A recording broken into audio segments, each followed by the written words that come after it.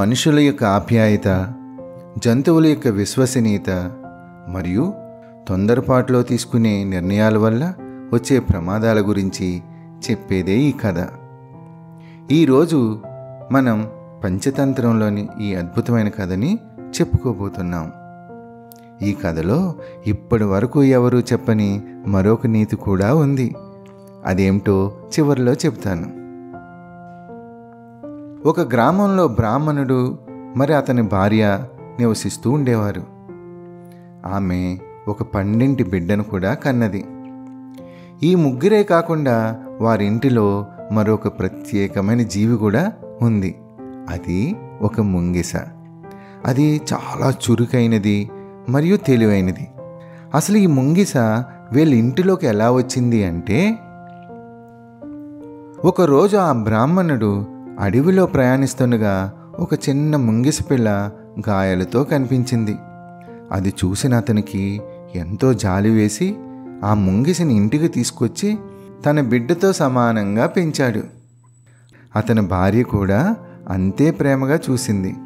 శిశువుతో కలిసి పెరిగిన ఆ ముంగిస కేవలం పెంపుడు జంతువు మాత్రమే కాదు, ఒక కుటుంబ సభ్యుడిగా అయిపోయింది. ఒకరోజు ఆ బ్రాహ్మణుడి భార్య చాలా దూరంలో ఉన్న మంచినీళ్ళు తేవడానికి వెళుతూ పిల్లోడిని మరియు ముంగిసను జాగ్రత్తగా చూసుకోమని చెబుతుంది.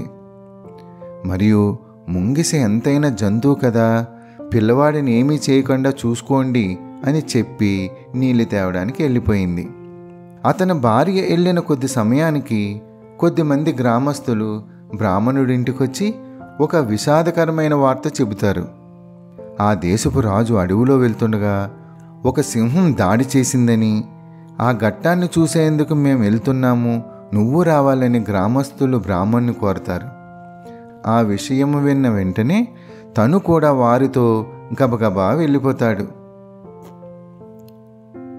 ఆ దగ్గరలోనే నివసిస్తున్న ఒక పాము బ్రాహ్మణుడు కూడా బయటికి వెళ్ళడం గమనించి పరిస్థితిని సద్వినియోగం చేసుకోవాలని నిర్ణయించుకుంటుంది. అదే అదునుగా చేసుకుని ఇంట్లోకి చొరబడి బాలుడిపై దాడి చేయబోయింది.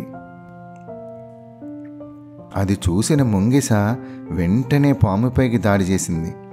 ఆ రెండు కొద్దిసేపు హోరాహోరీగా పోట్లాడుకున్నాయి. మొత్తానికి ముంగిస ఆ పాముని ముక్కలు ముక్కలుగా కొరికి చంపేసింది.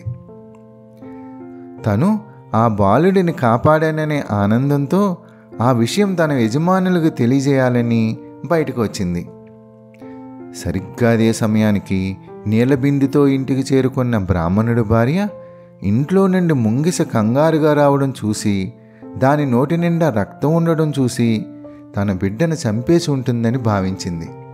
ఒక్కసారిగా కోపంతో ఏమీ ఆలోచించకుండా నెత్తిమీదున్న నీళ్ల బిందెని ముంగిస మీదకి విసిరింది.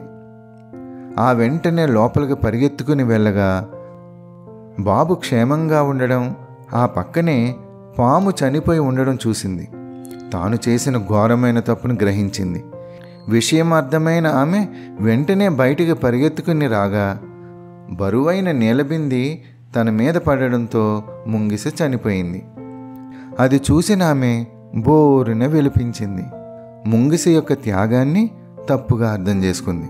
తన తొందరపాటు చర్య వల్లే ఎంత దారుణం జరిగిందో అని దుఃఖం మరియు పశ్చాత్తాపంతో మునిగిపోయింది.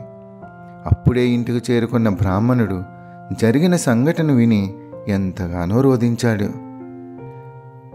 తొందరపాటు తీర్పులు ఎలా వినాశకరమైన పరిణామాలకు దారితీస్తాయో ఈ కథ తెలియజేస్తుంది.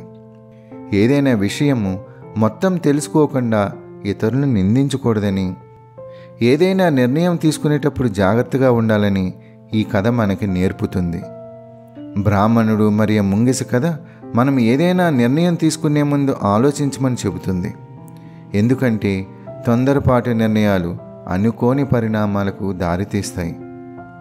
అయితే ఈ కథ ప్రారంభంలో నేను మరొక విషయం చెప్తానన్నాను కదా, అదేమిటంటే బ్రాహ్మణుడు ఒకప్పుడు గాయాలతో ఉన్న ముంగిసను కాపాడాడు కదా, ఇప్పుడు అదే తన బిడ్డను కాపాడింది. మనం ఎవరికి సహాయం చేసినా అది ఏదో ఒక రూపంలో మనకి తిరిగి వస్తుంది. హాయ్ కిడ్స్, మీకు ఈ వీడియో నచ్చినట్లయితే లైక్ చేయండి. మరిన్ని ఇలాంటి వీడియోలు చూడడం కోసం సబ్స్క్రైబ్ చేయండి.